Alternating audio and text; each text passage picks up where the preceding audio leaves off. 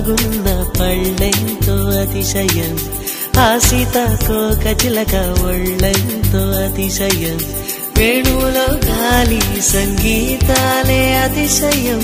గురువెవ్వరు లేని కోయిల పాటే అతిశయం అతిశయమే అచ్చెరు వందే నీవేనా అతిశయం మాగిరులు ఈతరులు ఏ ఝరులు లేనప్పుడు ముందున్న ప్రేమేగా అతిశయం